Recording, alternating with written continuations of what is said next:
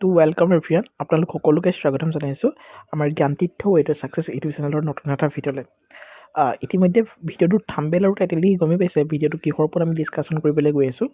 হয়, 4,500 পদৰ যিহেতু প্ৰথম যিটো ভেৰিফিকেশ্যন, প্ৰথম ৰাউণ্ডৰ ভেৰিফিকেশ্যন অহাকালিলৈ শেষ হ'ব আৰু আজি 30 জানুৱাৰী তাৰিখে দ্বিতীয়খন ভেৰিফিকেশ্যনৰ লিষ্ট প্ৰকাশ কৰিম বুলি তেওঁলোকে ইতিমধ্যেই নটিছ বৰ্ডত পাব্লিছ কৰিছিলে।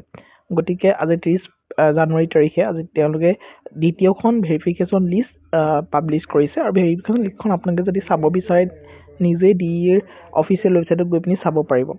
আৰু ইয়াৰ লগতে আমাৰ মাজত এইটো প্ৰশ্ন হৈছে যে তৃতীয়খন ভেৰিফিকেশ্যন লিষ্ট আউট হ'ব নেকি? তৃতীয়খন ভেৰিফিকেশ্যন লিষ্টৰ সম্পৰ্কে আমি খুব সুন্দৰভাৱে ইয়াতে আলোচনা কৰিম। যিহেতু 1 ফেব্ৰুৱাৰীৰ পৰা 6 ফেব্ৰুৱাৰীলৈকে ভেৰিফিকেশ্যনৰ কথা তেওঁলোকে উল্লেখ কৰিছিলে ছেকেণ্ড ভেৰিফিকেশ্যন লিষ্টত, কিন্তু বৰ্তমান ছেকেণ্ড ভেৰিফিকেশ্যন লিষ্টত ইনক্লুড কৰা হৈছে 1 ফেব্ৰুৱাৰী টু 3 ফেব্ৰুৱাৰী। আমি ডিটেইলছত আলোচনা কৰিম। ডিৰেক্টলি ভেৰিফিকেশ্যন লিষ্টখনলৈকে যাওঁ। তো ইয়াতে স্পষ্টকৈ লিখা আছে, চাব পাৰে। Second phase of the verification, document verification list to be conducted from 1st February to 3rd February 2026 for the advertisement ইয়াতে দিয়া হৈছে যিটো নেকি 4,500 পদ লোৱাৰ প্ৰাইমেৰী আৰু আপাৰ প্ৰাইমেৰী টিচাৰৰ ক্ষেত্ৰত। তো ইয়াতে পূৰ্বৰ দৰে একেধৰণে CL number, registration number, candidate name, father's name, date of verification, time আৰু টেবুল উল্লেখ আছে।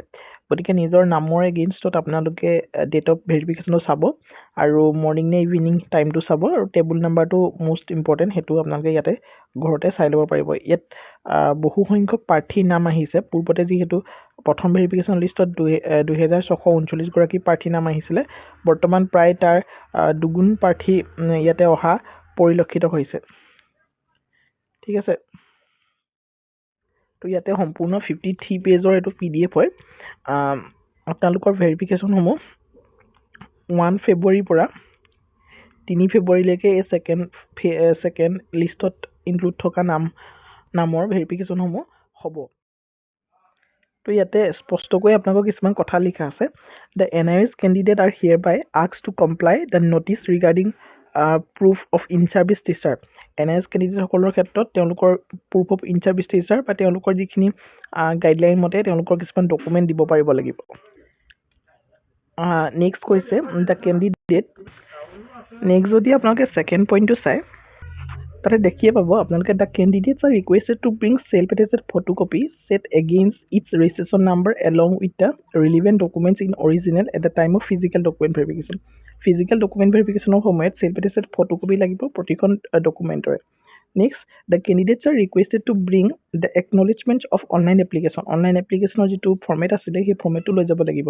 If applied multiple times or multiple post for both LP UP schools.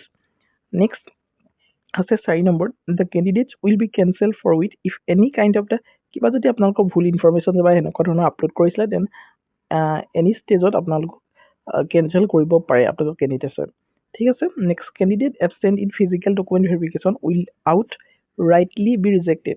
Only those with proper authorisations approve by DE officials candidates representative can attend the physical document verification in case of emergency and medical reasons. In any case, second option will be given to those candidates who did not appear and remain absent in the official notified dates for physical document verification. তো এইখিনিয়ে স্পষ্টকৈ লিখিছে, কিন্তু ইয়াতে কোনো ধৰণৰ এনেকুৱা উল্লেখ কৰা নাই যে তৃতীয়খন ভেৰিফিকেশ্যন লিষ্টটো পাব্লিছ কৰা হ'ব। গতিকে ইয়াত স্পষ্টতা নাই যে থাৰ্ড মেৰিট লিষ্টখন বা থাৰ্ড ভেৰিফিকেশ্যন লিষ্টখন আহিব, বাট আমি এইটো এটা আশা কৰিব পাৰোঁ, কাৰণ তেওঁলোকে প্ৰথমে কৈছিলে যে 1 ফেব্ৰুৱাৰীৰ পৰা তেওঁলোকে প্ৰথমতে এইটো উল্লেখ কৰি ৰাখিছিলে। প্ৰথম যিখন নটিছ তেওঁলোকে কৈছিলে যে 1 ফেব্ৰুৱাৰীৰ পৰা তেওঁলোকে 6 ফেব্ৰুৱাৰীলৈকে কি কৰিব, ছেকেণ্ড ভেৰিফিকেশ্যন লিষ্টত থকা প্ৰতিগৰাকী কেণ্ডিডেটৰ ভেৰিফিকেশ্যনসমূহ কৰিব আৰু 6 ফেব্ৰুৱাৰীৰ ভিতৰতে ভেৰিফিকেশ্যনটো কমপ্লিট কৰিব।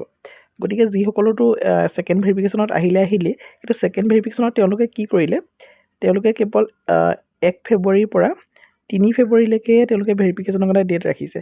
গতিকে আমি এইটো আশা কৰিব পাৰোঁ যে থাৰ্ড এখন ভেৰিফিকেশ্যন লিষ্ট ডেফিনেটলি আহিব, কিন্তু তাৰ কোনো চিয়ৰিটি নাই যেতিয়ালৈকে তেওঁলোকে অফিচিয়েলি একো ডাটা আমাৰ আগত পাব্লিছ নকৰে।